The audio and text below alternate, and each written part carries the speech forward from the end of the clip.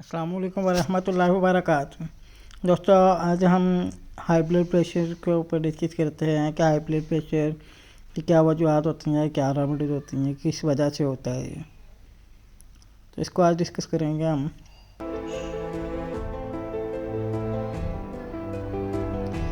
تو blood pressure کی جو ریزنز ہیں وہ ہم یہاں سے سٹارٹ کرتے ہیں کہ اس تکلیف میں خون کا دباؤ جو ہے وہ خون کی آرٹریز میں بڑھ جاتا ہے۔ اس کی مختلف وجوہات ہو سکتی ہیں۔ پہلی وجہ کولیسٹرول اور ٹرائیگلسرائڈ کا بڑھ جانا۔ یاد رکھیں کولیسٹرول یعنی اینٹی فیٹ اینیمل ہے، یہ دودھ دہی وغیرہ جسے جسم میں جو ہے چکنائیاں پیدا ہوتی ہیں وہ کولیسٹرول ہوتی ہیں۔ اس کے ساتھ ہی جو دوسری چیز ہے وہ ٹرائیگلسرائڈ ہے، اور ٹرائیگلسرائڈ جو ہے وہ پلانٹ فیٹس ہوتے ہیں، اور یہ پلانٹ فیٹ جو ہے یہ جسم میں جو ہے نا وہ بیجوں کے تیل اور پودے سے لی جانے والی غذا جو ہے اسے جسم کے اندر شامل ہوتے ہیں۔ دوسری وجہ گردوں کا مسائل، اور تیسری وجہ جو ہے وہ ہمارے جو نظام کی خرابی ہوتی ہے، معدے کے نظام کی خرابی وہ ہو سکتی ہے۔ آئیں اس کی ریمیڈی ڈسکس کرتے ہیں۔ ریمیڈیز کے اندر کیا کیا جو ہے وہ ہو سکتی ہیں۔ سب سے پہلے یہ ہے کہ خون گاڑھا ہونے سے اگر بلڈ پریشر بڑھے تو لیکسس جو ہے سب سے بہترین دوائی ہے، اور میں یہ دوائی جو ہے صرف 2 خوراک دیتا ہوں، اللہ کے مہربانی سے سب کچھ ٹھیک ہو جاتا ہے۔ تو لیکسس جو ہے 1 ml کے اندر آپ 15 دن کے وقفے سے 2 خوراکیں دے دیں تو بلڈ پریشر جو ہے وہ ٹھیک ہو جائے گا۔ تو 1 ml جو ہے وہ 2 خوراکیں بہت ہوتی ہیں۔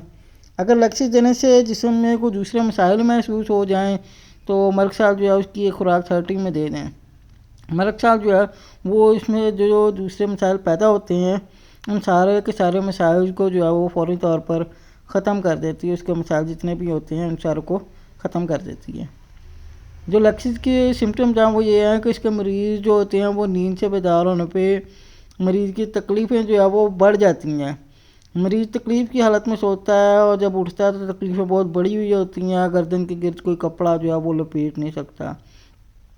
بعض مریض جو ہیں وہ سانس کی تنگی کی وجہ سے نیند سے بیدار ہوتے ہیں، اور جب وہ بیدار ہوتے ہیں ان کی دل کی دھڑکن جو ہے وہ انتہائی تیز ہوئی ہوتی ہے، اور اس وقت جو ہے ان کا بلڈ پریشر جو ہے وہ بھی بہت ہائی چل رہا ہوتا ہے۔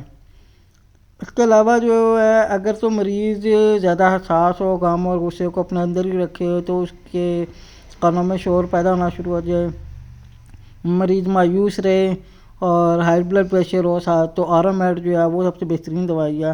آرامائڈ جو ہے وہ 200 میں آپ 4 سے 7 دن کے وقفے سے آپ اس کو استعمال کروائیں تو اللہ کی مہربانی سے سب کچھ ٹھیک ہو جائے گا۔ موٹے لوگ جو زیادہ پروٹین کھاتے ہیں انہیں الم اسٹیوا جو ہے مدر ٹنکچر 20 قطرے صبح شام دیں۔ اگر ہائی بلڈ پریشر کے وقت دیں گے تو 30 سے 45 منٹ کے اندر اندر جو ہے وہ ہائی بلڈ پریشر جو ہے وہ ٹھیک ہو جاتا ہے۔ گردے اور دل کی تکلیف جو ہے بوڑھے لوگوں کے لیے ہو تو اس میں اسٹروفینسس جو ہے وہ سب سے بہترین دوائی ہے۔ ان کا مریض چڑچڑا ہوتا ہے اور بعض اوقات جو ہے اس کا پیشاب جو ہے وہ خود بخود نکل جاتا ہے۔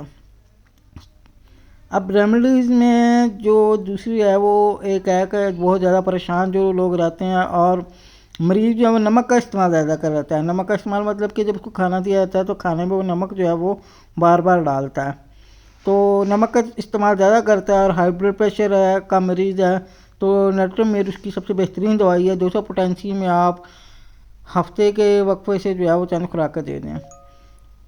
بوڑھوں کے کانوں میں آوازیں ہیں، ساتھ میں بلڈ پریشر ہو، لیکن بلڈ پریشر جو ہے اکثر سسٹولک زیادہ ہوتا ہے، ڈائسٹولک کم ہوتا ہے، تو ایسے مریض جو ہے اکثر فالج ہو جاتا ہے تو جسم جو ہے وہ اس کی تمام جو جسم ہوتا ہے وہ ٹھنڈا برف کی طرح ٹھنڈا ہو جاتا ہے۔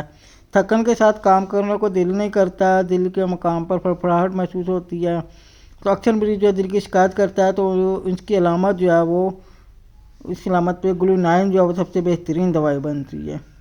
دوستو یہ کچھ ریمیڈیز تھی جو میں نے آپ کو بتائی۔ سب سے بہترین ریمیڈیز ہومیوپیتھک میں جو ہائی بلڈ پریشر کے لیے ہے وہ میں نے آپ کو بتا دی ہیں۔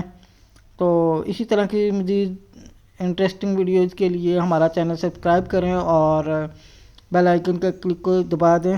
تب تک کے لیے اللہ حافظ۔